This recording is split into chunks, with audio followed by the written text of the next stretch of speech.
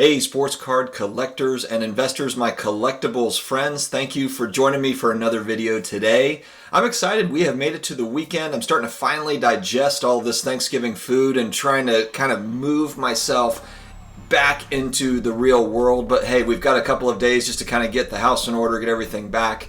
So I'm excited to be back to you. Today I'm excited to be talking about basketball cards and whether or not the prices are going back up or not. We're going to look at 4 players that are important in the basketball card hobby, I would say. Do they represent the whole basketball card market? No, they don't. But it's a fun data point to look at, and it opens up the discussion. I want to hear from you all as well, what your thoughts are on basketball cards. Is it too late to buy? Are there still opportunities here with certain players? I would argue yes, especially if you're speculating on players. There's a lot of players that are inexpensive right now. Look, here's the thing that's going to happen too, is there's going to be players right now where we look back and the prices are going to be very low. They have some sort of breakout season or part of the season where prices spike, etc. I mean, if Bol can get a bump off of one scrimmage game, an exhibition game, then anyone can get a bump. But before we dive into it, if you are new here, please subscribe. We come out with daily videos. I talk a lot about collectibles with personal finance tied in, a lot about sports cards because I'm big into sports cards, as you can see. But yeah, I mean, I love sports and sports cards, and so that's a heavy part of this channel as far as the content goes. But please do subscribe. In my video description, I do have Amazon affiliate links. I do get a small commission for any qualifying purchases that are made through those links. With the holidays coming up, I would appreciate any type of support that comes from that would be awesome. And also I have a free email subscription link there as well. Please subscribe. I will have a new email coming out probably tonight, tomorrow. But I'm excited to kind of join up with you guys outside of YouTube as well. All right, guys, let's talk basketball cards. And I think that, for me, when I'm looking at cards, there's a few players, especially modern players that are playing, that are really driving the basketball card market. Now, of course, you have a much larger market that is a big part of it. But when I'm talking about excitement and the players right now that are exciting in the league that are really kind of driving a lot of the transactions, I'm going to talk about 3 current players and 1 retired player. And the 3 players that are still playing currently: Luka Doncic, Zion Williamson, LeBron James. You could probably also put Giannis in this conversation as well as far as card prices go. I don't have them included on this video, but maybe future videos we'll take a look. And then I also have Dr. J's rookie, Julius Erving's rookie card we're going to look at. We're going to take a look at their prices using data. So let's go ahead and get into it. All right, let's start with Luka. So I'm going to look at 4 of his rookie cards from 2018 specifically. Pretty common cards with a lot of transactions, and that's the reason why I picked these. I don't have parallels on these just because of the transaction rates. You're not seeing near as many transactions for red prisms as you are for base optic rookie cards, and so that's why I want to use these cards in particular.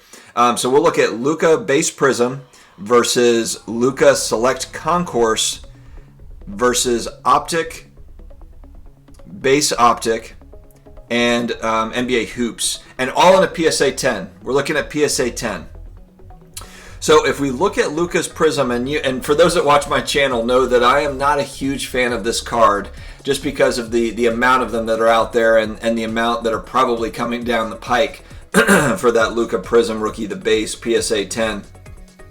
There's just a lot of those printed, and so demand is high. And look, it is a highly liquid card. It is a card to I know that it's just a popular card. I think people really like how it looks. They want Prism products. Silver Prism is 4 or 5 times the amount of money, so base Prism is really kind of that option if you're trying to get a Luka Prism rookie. That's really your option. So you can kind of understand where that demand comes from. And then Luka is one of the hottest players in the world right now, just with a massive breakout season last season. So his Prism rookie card in a PSA 10, it went all the way up. It's well documented. It went all the way up to $2,000, $2,100, kind of at the height.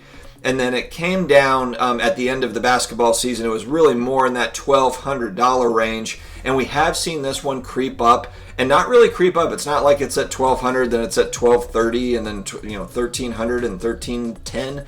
No, it's back up to about $1,700. We're seeing some consistent sales in that $1,700 range. So pretty dramatic increase, I would say, just leading up to this season that's going to start, if you can believe it or not, in 3 weeks. NBA season starts back up. But yeah, this card has definitely creeped. I wouldn't say creeped back up. It's surging back up to kind of where it was. Now, can it surpass that $2,000 mark? I think that's what everyone wants to see, is really how high can these things go.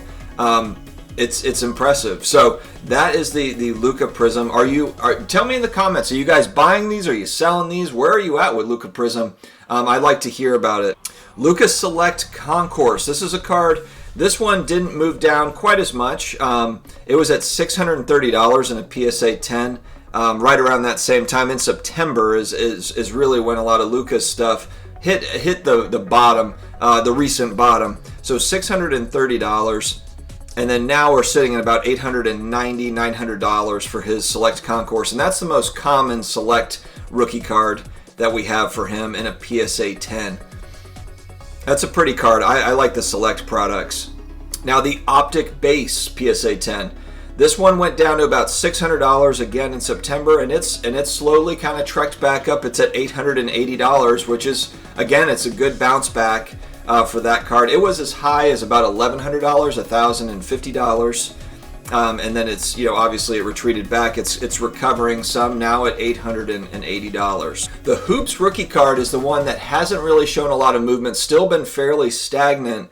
And it's back in September, it was $330 or so, $331. Right now, they're going at about $368, $370 for a PSA 10 Hoops rookie card, and that's more of kind of the lower level set. Probably a great set to get into if you're just looking to get in on a Luka rookie card. You want a PSA 10, and Hoops is a long-standing brand, started in 1989, 90 Hoops basketball cards. That's a great set. I remember that one as a kid. I love the look of those cards. So Hoops is a legacy kind of brand within basketball cards. It's been around. It's 30 years old, which is a lot longer than a lot of these other ones. So if you compare to Optic and Prism, etc. So that is interesting. Do we see opportunities there? Is it too late for basketball cards at this point? All right, next up we're going to talk about the incomparable LeBron James. In a PSA 10, I'm going to look at a few cards. I try to get some variety here. So I'm looking at Topps Chrome rookie card, regular Topps rookie card, and then I wanted to pick out one of his newer cards because those have really surged over the last 12 months. And the one I picked was a 2018 Prism, a silver Prism for LeBron, just to kind of see where these are. And again, all PSA 10s. So where is the LeBron market? If we look at, so his stuff, if we're talking about a recent bottom for his stuff, that happened really the first week of November. And it kind of makes sense that would happen. They won the NBA Finals, so it delayed kind of cards kind of coming down off of that high of the NBA Finals. So November 8th is really kind of the low point for his Topps Chrome rookie card in a PSA 10. There was a sale at $9,749. It has since come back. Now look, that was 3 weeks ago, and now it is back up. The sales are at $12,655. So it kind of hit that bottom, and then it has bounced back up to about $12,600. It's not as much as it was. I think the high was maybe 15 or 16 grand for that card. So not quite there yet, but certainly, trending upward from what we saw in early November. Now his regular Topps rookie card, November 1st, $2,900 was a low for that one in a PSA 10. It is back up now. We're seeing a sale as high as $4,387 for a recent sale. So again, a recovery. And then for that 2018 Silver Prism, that one at the beginning of November, $130. Now in the $170, $180 range is where we see that card. So you see, LeBron stuff, I don't feel like there was quite as much movement because his stuff was expensive to begin with. And if you think about it too, a lot of people when they're talking about basketball cards, I know we're investing in basketball cards. I've heard, what players should we be investing in, etc. from folks, and a lot of that is, that's being talked about is buy into the GOATs, buy into the Michael Jordans and the LeBron James, and buy the Wayne Gretzky's, etc. And so I think that's really where LeBron James prices were already high because you really had a lot of people getting back into the market were thinking like, which players are safest? Well, LeBron James is probably fairly safe. He's, about to win his 4th championship potentially, and then he ended up winning it. I think that there was an expectation that the Lakers would probably end up winning it, and so just anticipating that 4th championship, that kind of really boosted his prices. So I'm not that surprised that you're not seeing huge swings because he just had such a strong market in general. All right, let's take it back a little bit. Let's go vintage. 1972 Topps Julius Erving. I picked out PSA 7 because, again, if you go to PSA 9, 10 for these, there's just not any transactions. Very few transactions because those are very rare cards. With the PSA 7, at least you've got a little bit more to work with. Still not a lot of transactions, but there are still some to work with. So, what is vintage basketball looking like? And has it had a similar type, trend? If we look at Erving's PSA 7 rookie card, and again, beginning of November, it looks like that's really kind of a low point as far as the price point. There was a sale at $960. If we're looking at November 18th, so 10 days later, there was a sale at $1,425. So again, you are seeing a little bit of a bounce back. And again, Julius Erving's not getting ready for a season coming up here in a month. So vintage basketball is kind of a different animal, vintage sports cards in general, because these are Hall of Fame players typically that people are buying and selling. The career is already in place. It's already been set, and so it's just a matter of then, where's that, this has become kind of one of those iconic basketball cards to have, I think, for a lot of collectors and basketball card investors, so it's one to certainly watch. The 72 Topps basketball, and I love 72 Topps football cards as well. 72 was a great year for sports cards in general, I think. But I just love the look of that Julius Erving rookie card. It's fantastic. So I want to keep an eye on these vintage basketball cards as well. Are they going to trend up? Are they going to come down? When the season comes, are people going to be focused more on on the current players, the active players, or are they going to be buying the vintage stuff as well? I'm curious to follow that. All right, the most polarizing figure in the NBA right now as far as basketball cards buying and selling goes, Zion. What is he going to do? What's happening with him? Zion Williamson.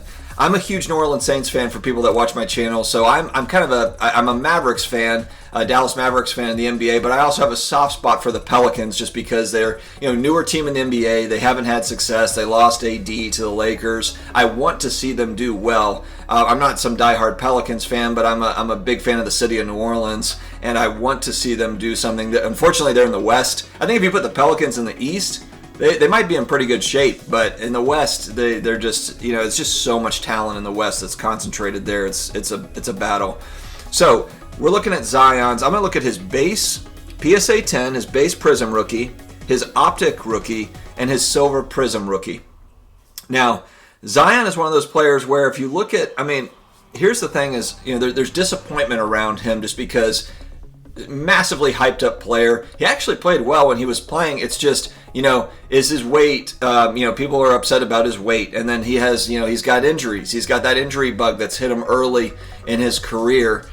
Can he bounce back off of those injuries? Is he going to be able to get through those and have a good career, string together some good seasons consistently? Because I think that's really going to be the story of Zion Williamson is, you hope that it doesn't go down that kind of Greg Oden path where, he's just injured, the injuries just take over. And then, I think that Oden could have been a good player. It's just, he never really had a shot because of all the injuries that he had. I don't think it was because, physically he couldn't play in the NBA. It was just that the injury bug got him. And that's what happens with some of these guys. Derrick Rose is another example. Is that going to be the story of Zion, or is he going to be able to kind of bounce back, break out? Is there maybe a different style, different way to play, different knee braces, something that can get him through that? And that's what everyone is wanting to see. So if we're looking at his stuff, and again, we're looking, are these prices bouncing back from where they were? His stuff really, and I'm trying to look at the kind of the bottom of the trend line here. It looks like October 20th for his base Prism, October 21st was kind of a low point for that card at $534. Now that card is at $680, $690 we're seeing sales. So again, just leading up to that NBA season, I think that this is kind of where prices typically do move up, as we've talked about. And that base Prism card has steadily kind of moved up. It's not, It's not exploding, but Zion hasn't played any. There hasn't been any news on him, and his cards are still trending upward in anticipation of that season, is what the guess would be. The Optic rookie card is right in that $250 to $275 range right now in a PSA 10, which is an interesting value. Optic is kind of one of those sets. It's like, it's lower population than Prism typically for a lot of these guys, and the prices are lower. Now, I guess the demand just isn't there right now for Optic rookies in comparison to Prism. But if you're just trying to find values, where to get in on guys, and you're looking for a great set to maybe take a shot at, Optic really presents that opportunity, in my opinion. I mean, if you look at that $250 price point for that Optic rookie, if you look at Luka's are selling for what, $750, $800. They've been as high as $1,000. So that's a new modern player, a new young player in Luka Doncic, and they're about 3 times as much as the Zion card right now. It's just an interesting play. It kind of makes me, it makes me want to take a little closer of a look, because here's the thing with Zion is he has the ability. You're looking, if you're buying and selling, if it is a short-term kind of a flip type thing that you're looking at, for me, Zion represents volatility. In that his prices they can move, and right now, it might not be the greatest buying time right now, just because we're coming up to that NBA playoffs, or excuse me, the NBA season starting. But at $250 for a PSA 10, that one represents a value to me. I will keep an eye on those for sure, and would not be surprised if he has some big games. If we see some movement on that Optic PSA 10. All right, last but not least, Silver Prism Zion. And this is one where, again, at the end of September, the lowest really it was at is $26.51 is where I'm seeing a sale at the end of September, creeping up to the end of September. There is a recent sale. It looks like that it was confirmed at $4,999. I'm assuming that was a buy it now. And so that'll be another interesting thing. Are these, Silver Prism is what everybody wants. And the pop, of course, is nowhere near as much on the Silver Prism as it is for the base Prism. We'll have to see how that plays out, though, over the next 6 months, 12 months for the PSA populations for all basketball cards. It's something I'm paying very, very close attention to when I'm buying.